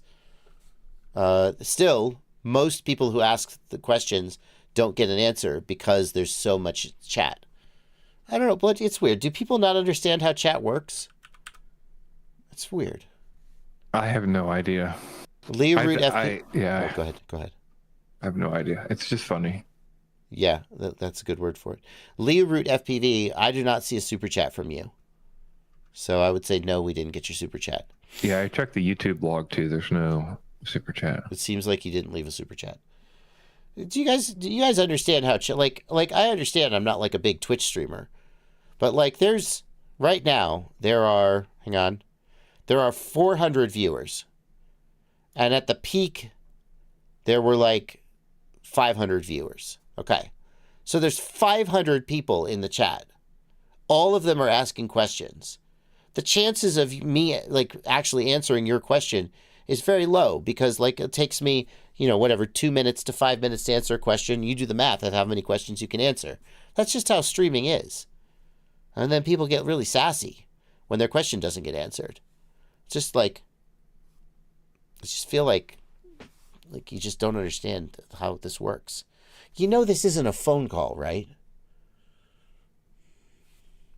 Exiled FPV, thank you for a super chat. $2 super chat. That's it. This is a super chat. Go ahead, Plenty. Northern Lion always says, I'm at work. You're hanging out at home, I'm at work. You're coming to me at work. That's a hostile tone to take to somebody at work. Yeah. Do you treat a surface worker like this, Yeah, well, people are Do you assholes yell at your on the waiter internet. when they forget to bring the water? Some of them do. Some of them do. Hey, Ciati FPV. You streaming tonight, man? My email is jb@joshuabardwell.com. And anyone, even people who got sassy with me on stream and I bitched about it a little bit, anyone's welcome to email me. I do my best to clear that out roughly daily. He is streaming. You struggling, man? You got the funk, I hear? Sorry to hear it, man. Ciati is going to be streaming. It's just now 10 p.m. Ciati's going to be streaming. Over on his channel. We'll stay on it just until he gets the URL posted. And we'll keep answering more questions. He's got COVID and depression all at once. Dude, I'm so sorry, man. That sucks. Whatever I am dealing with isn't COVID, I'm pretty sure. I've had a cough for like 3 weeks. Well, it sounds a lot like COVID, doesn't it? Shut up. No. I have no other symptoms other than a cough. So I assume it's tuberculosis. I have the consumption. Jeff Dempsey, thanks for a $5 super chat. I mean, I've thought of it, believe me. I have no other... eventually I'll probably just go to a doctor. I don't have any other symptoms, though. If you have pneumonia, aren't you supposed to have, like, fever and shit? Oh, God. Ciati, did you get COVID at Rampage? Was there a COVID... Was Rampage a COVID super spreader event? Oh, man. Ciati is suggesting he got COVID at Rampage. Wow. Thank you, Tony DiMaggio, for a $10 super chat. A ton of people got it at Rampage. Wow.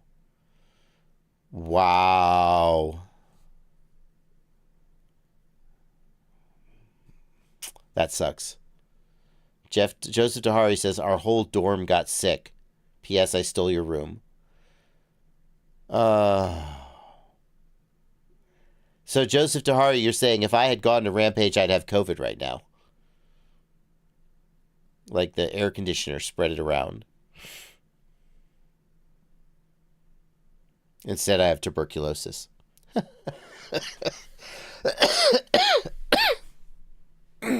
Okay.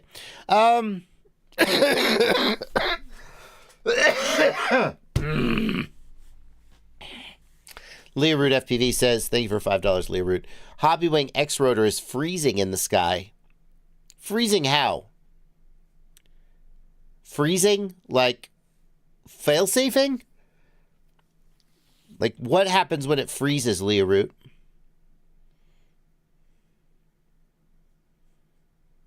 It falls? First guess is that's a fail-safe. Like when it falls, does it act like it disarmed?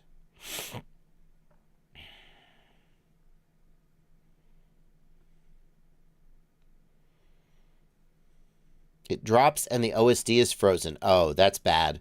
If the OSD freezes up and doesn't unfreeze until you power cycle, that's a problem with the flight controller. Either there's a bug in the firmware, which is like not likely, or you got a hardware problem with the flight controller. I hate to say it, that in my experience, that usually means a new flight controller. Like you could try flashing a different version of Betaflight. That'd be a fine thing to try. Like, and cross your fingers. Especially because Betaflight 4.5.0 is relatively new. Go back to 4.4, see if it stops happening. If it happens on 2 versions of Betaflight, I hate to say it, you might have to just new flight controller. Alrighty, folks. We are going to wrap up. Stone FPV had a similar problem with an X-rotor. Okay, maybe it's an X-rotor Betaflight 4.5 problem. Then flashing to 4.4 hopefully will fix it. We are going to wrap up. And I will see you tomorrow for the news. Thank you very much to the chat, and thank you very much, Blunty. I'll see you guys in the next one.